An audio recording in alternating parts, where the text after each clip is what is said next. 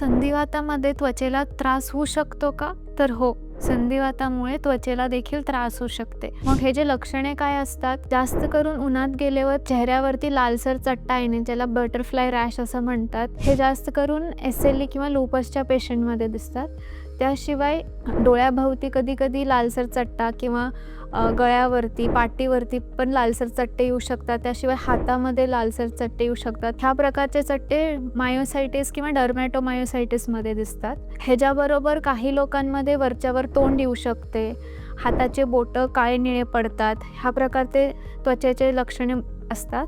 काही पेशंटमध्ये पायांवरती चट्टे, लालसर चट्टे, जसं की वॅस्क्युलायटिस चट्टे असं म्हणतो, ते देखील दिसून येते. हे जास्त करून वॅस्क्युलायटिस किंवा शोगरन सिंड्रोम किंवा कुठल्याही संधिवात, लुपसमध्ये देखील दिसू शकते.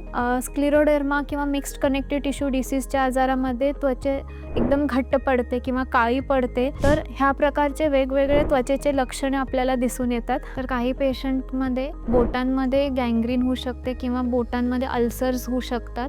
हे पण त्वचेचा संधिवातातलंच एक लक्षण आहे. सोरियासिसमध्ये जसं त्वचेचा खपली पडणं किंवा डोक्यात कोंडा होणं, ह्या प्रकारचे लक्षणे देखील दिसून येतात. तर हे संधिवातामुळे होणारे त्वचेचे लक्षणे असू शकतात.